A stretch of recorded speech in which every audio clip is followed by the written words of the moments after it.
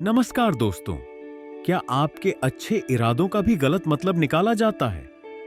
आप किसी का भला करना चाहते हैं, पर लोग आपसे ही नाराज हो जाते हैं। यह कहानी बताएगी कि गलती आपके इरादों में नहीं, बल्कि कहीं और हो रही है। छवि ने थोड़ी उदास होकर कहा, दादाजी, मैंने आज सुबह अपनी सहेली को एक अच्छी सलाह दी थी ताकि वह अपनी पेंटिंग बेहतर बना सके। मेरा इरादा बहुत अच्छा था, पर उसने मुझसे बात करना बंद कर दिया। मुझे समझ नहीं आता कि ऐसा क्यों हुआ। दादाजी ने धीरे से मुस्कुराते हुए और नीम के पत्तों को सहलाते हुए कहा, बेटी, क्या तुमने कभी देखा है कि नीम का पेड़ जो इतनी ठंडी छाया देता है और जिसकी पत्तियां औषधीय गुणों से भरी होती हैं, उसके फल निम्बोली कड़वे क्यों होते हैं? नमन ने कहा, हाँ दादाजी, वे बहुत कड़वे होते हैं, भले ही नीम इतना अच्छा पेड़ है।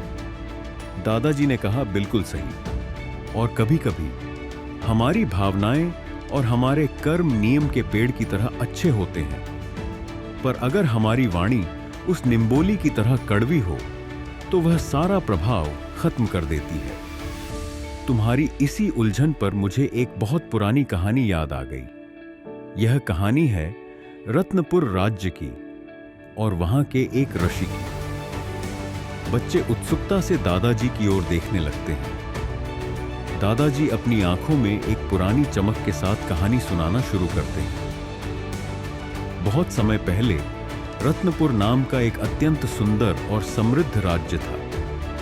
वहां के राजा धर्मपाल बहुत न्यायप्रिय और प्रजा प्रेमी थे। उनकी प्रजा उन्हें बहुत मानती थी। राजा का एक छोटा भाई भी था जिसका नाम था शांतिदेव। शांतिदेव स्वभाव से बहुत दयालु और धार्मिक था। वह हमेशा दूसरों की भलाई के बारे में सोचता था और हर दिन गरीबों और जरूरतमंदों की मदद करता था। उसके कर्म बहुत ऊंचे थे, पर शांतिदेव में एक अजीब सा दोष था। उसकी वाणी बहुत कठोर थी। वह कभी किसी से मीठी बात नहीं करता था।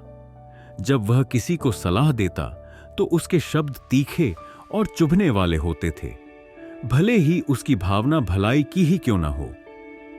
एक दिन शांतिदेव ने देखा कि गांव का एक किसान, जो उसका बहुत अच्छा मित्र भी था, अपने खेत में गलत तरीके से बीज बो रहा है। शांतिदेव जानता था कि अगर किसान ऐसे ही बीज बोएगा तो उसकी फसल बर्बाद हो जाएगी। शांतिदेव का मन बहुत अच्छा था। वह अपने मित्र का भला चाहता था। वह तुरंत खेत में गया। किसान को देखते ही शांतिदेव ने चिल्लाकर कहा, अरे मूर्ख, तू यह क्या कर रहा है? तू ऐसे बीज बोएगा तो तेरी सारी मेहनत बेकार हो जाएगी। तेरी बुद्धि कहां घास चरने गई है? किसान, जो शांतिदेव को अपना मित्र मानता था, उसके ऐसे कठोर और अपमानजनक शब्द सुनकर बहुत आहत हुआ। उसका चेहरा गुस्से से लाल हो गया। भले ही शांतिदेव का इरादा सही था, पर उसकी वाणी ने सब बिगाड़ दिया। किसान ने पलटकर कहा, तुम कौन होते हो मुझे मूर्ख कहने वाले? अपने काम से काम रखो। और उसने शांतिदेव की सलाह नहीं मानी। फसल बर्बाद हो गई और उनकी दोस्ती भी टूट गई। यह देखकर राजा धर्मपाल बहुत चिंतित हुए। उन्होंने देखा कि उनका भाई, जो इतने अच्छे कर्म करता है और जिसकी भावना इतनी शुद्ध है, केवल अपनी कठोर वाणी के कारण लोगों से दूर होता जा रहा है। लोग उसका सम्मान नहीं करते थे, बल्कि उससे डरते थे। उसके अच्छे कर्मों का फल उसे नहीं मिल रहा था। राजा ने इस समस्या के समाधान के लिए ऋषि ज्ञानसागर से सलाह लेने का निर्णय किया। ऋषि ज्ञानसागर अपनी गहरी बुद्धि और शांत स्वभाव के लिए जाने जाते थे। वे गुरुकुल के पास ही एक शांत आश्रम में रहते थे। राजा धर्मपाल अपने भाई शांतिदेव के साथ ऋषि के आश्रम पहुंचे। राजा ने ऋषि से पूरी बात बताई। हे ऋषिदेव, मेरा भाई शांतिदेव स्वभाव से बहुत अच्छा है। उसके कर्म बहुत शुद्ध हैं। वह गरीबों की मदद करता है, बीमारों की सेवा करता है। उसकी भावनाएं हमेशा दूसरों का भला करने की होती हैं, पर उसकी वाणी बहुत कठोर है। उसके शब्द तीर की तरह चुभते हैं। इस कारण लोग उससे डरते हैं, उसकी अच्छी सलाह नहीं मानते और उसके अच्छे कर्मों का भी पूरा फल उसे नहीं मिल पाता। ऋषि ज्ञानसागर ने ध्यान से राजा की बात सुनी। फिर उन्होंने शांतिदेव की ओर देखा और एक गहरी सांस ली। ऋषि ने शांतिदेव से पूछा, पुत्र, क्या तुम्हें लगता है कि तुम सच में अच्छे इंसान हो? शांतिदेव ने अहंकार से कहा, हां ऋषिदेव, मेरे कर्म सबसे शुद्ध हैं। मैं कभी किसी का बुरा नहीं सोचता। मैं हर दिन भलाई का काम करता हूं। ऋषि मुस्कुराए और बोले, अच्छा, तो एक काम करो, कल सुबह तुम मेरे लिए आश्रम से पश्चिम दिशा में स्थित एक झरने से जल भर कर लाना, और जाते समय आश्रम के बाहर लगे सूखे पेड़ों को अपने शब्दों से हरा भरा कर देना। शांतिदेव यह सुनकर हैरान हो गया। उसने सोचा, यह कैसी मूर्खतापूर्ण बात है, भला मेरे शब्दों से पेड़ कैसे हरे भरे होंगे? पर उसने ऋषि की आज्ञा मान ली। अगले दिन सुबह शांतिदेव झरने से जल भरने गया।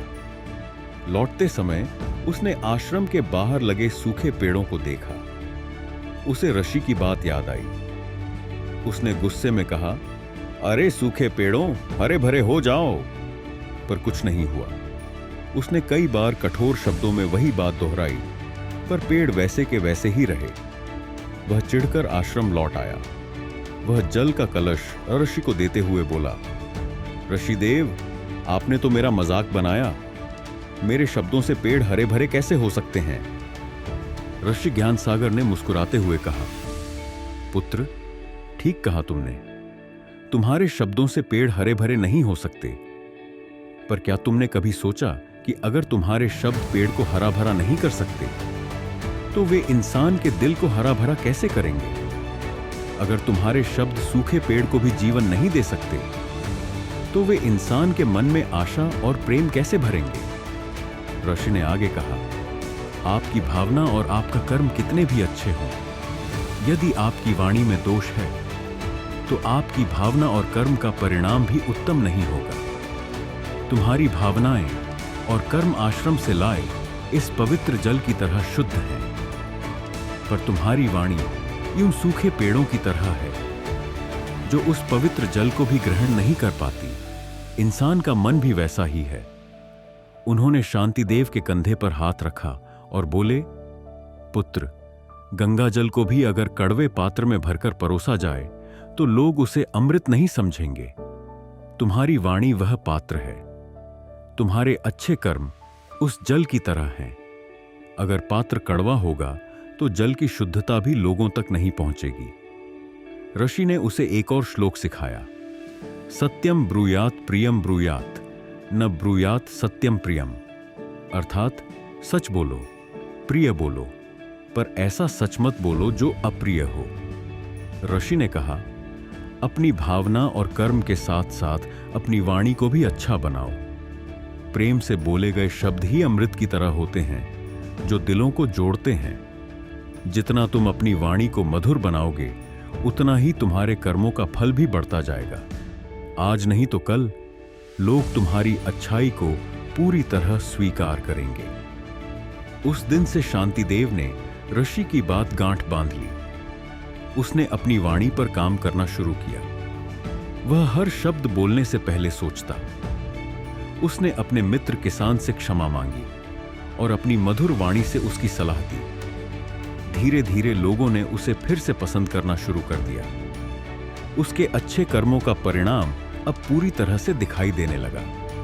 दादाजी कहानी समाप्त करते हैं और छवि की ओर देखते हैं। दादाजी ने कहा, तो छवि बेटी, तुम्हारी सहेली के साथ भी शायद यही हुआ होगा।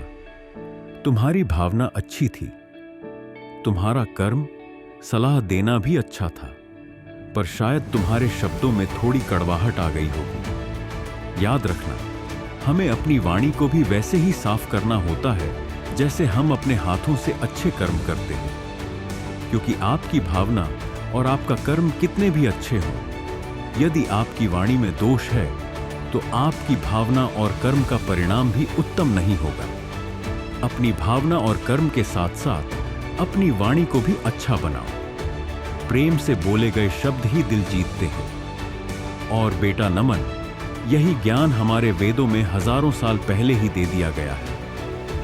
जब भी कोई समस्या आए तो वेदों के ज्ञान में उसका हल ढूंढो। जीवन के प्रत्येक प्रश्न का वेदों से ही हल मिलता है। छवि और नमन दोनों दादाजी की बातों को ध्यान से सुनते हैं। छवि के चेहरे पर अब समझ और शांति का भाव है। कहानी पसंद आई तो एक लाइक तो बनता है। कमेंट करके बताइए इस कहानी से आपने क्या सीखा। चैनल को सब्सक्राइब कर लीजिए ताकि आपसे कोई भी प्राचीन और अद्भुत कहानी छूट ना जाए। हम आपके लिए ऐसी प्रेरणादायक कहानियां लाते रहेंगे। धन्यवाद। आपका प्रेरक साथी वेदार्श।